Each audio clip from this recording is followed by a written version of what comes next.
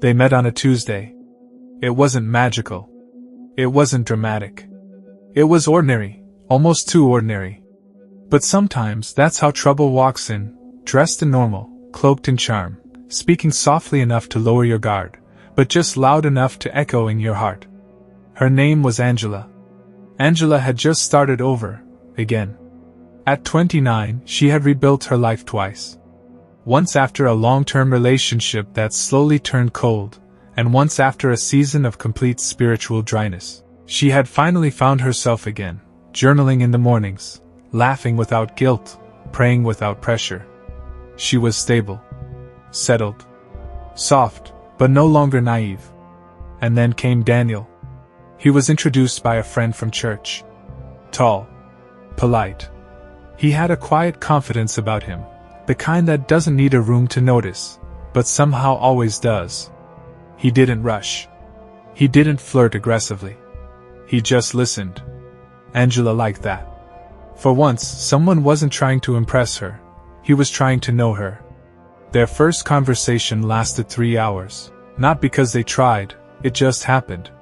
From childhood dreams to family values to theology, it felt like their minds were dancing in sync. By the end of the call, Daniel said the words that would plant the first seed. "You're rare." Angela smiled. She'd heard similar lines before. But this time, something in her gut stirred. Not in a bad way, just a flicker. A quiet nudge. She didn't pay attention to it. She was tired of being skeptical. Maybe this was finally what she'd waited for. Within weeks, they were talking every day. Morning devotionals. Night prayers. Midday check-ins. He said all the right things. "I've been praying for a woman like you. You're everything I've been waiting for. I can already see us doing ministry together. I love you." That last one came after just 6 weeks. Angela paused when he said it. They were walking in the park. The evening air was warm. The moment was perfect. And then Daniel turned, looked at her and said it, like he meant it.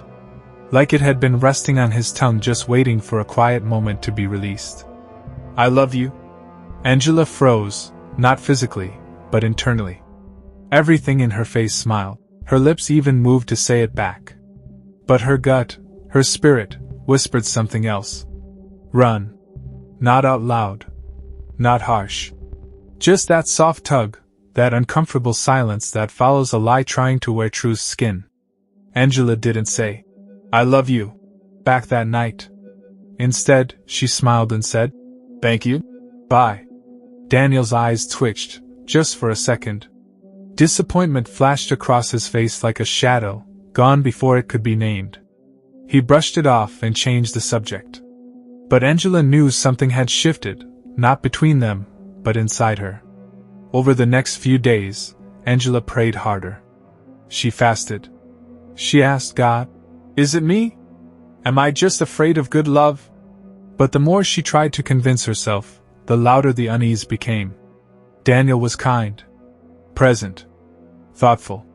But in subtle ways, his energy changed after she didn't say, "I love you," back. He began to make comments like, "I'm not sure if we're on the same page. I need someone who knows what she wants. I feel like I'm giving more than I'm receiving." Angela, once confident and clear, found herself shrinking again. Over-explaining. Apologizing for not moving fast enough. And justifying boundaries she once celebrated. She remembered how she had promised herself, "The next time, I'll listen to that inner voice. I won't confuse consistency with character. I'll wait for peace, not just compatibility." And yet here she was, questioning whether love had a timeline, and if not, returning. "I love you." Fast enough meant she was broken. But her gut kept whispering. And her spirit wouldn't settle. One Saturday, Daniel surprised her with a weekend trip. He said he wanted to take her to a Christian retreat center out of town. It sounded beautiful. But something about the last-minute plan, the insistence, and the way he avoided answering logistical questions made her pause. When she said she wasn't comfortable with overnight trips yet, especially since they weren't engaged or even in a long-term commitment, his response was telling. "You're being religious." This isn't about temptation. It's about connection. When she held firm, his tone changed. I thought you were different. You seemed spiritually mature. Now I feel like I have to tiptoe. Angela didn't argue. She just ended the call and cried. But this time, her tears weren't about him. They were for herself, for almost betraying her values in the name of love. She realized then, Daniel didn't love her. He loved the version of her that said yes to him. The version that folded. The version that didn't ask too many questions. The "I love you" he gave wasn't rooted in truth. It was rooted in urgency. Urgency to lock her in. Urgency to be needed. Urgency to be worshipped. And love, real love, is never urgent. It's patient. Kind. Safe. Angela decided to take a step back. She called Daniel and told him she needed a week to pray and think. His reaction was immediate. So you're ghosting me? You're probably talking to someone else. I knew this was too good to be true. None of those reactions came from love. None came from the fruit of the Spirit. Angela didn't get defensive. She just listened. And in that moment, her heart found peace. Because the man who once whispered, "I love you," now couldn't even honor her voice. She finally said what her gut had been saying all along. Daniel, I believe you thought you loved me. But I need to be with someone who hears God when I need space, not someone who punishes me for thinking. And with that, she let go. Not with anger. Not with bitterness. But with wisdom. Angela's story isn't about heartbreak. It's about listening early. She didn't have to wait for abuse. She didn't have to ignore peace for another 6 months. She didn't have to wait until her boundaries were bulldozed and her confidence eroded. She listened to the whisper before it became a storm. And that's the wisdom too many of us ignore. We think pain has to be loud to be real. But sometimes your spirit is whispering on day one what your heart will take a year to admit. Love isn't just what's said. It's how it's said. It's what happens when you say no. It's how someone honors your pace, your silence, your soul. Angela went on to meet someone else, much later. He never rushed her. He never guilted her into intimacy.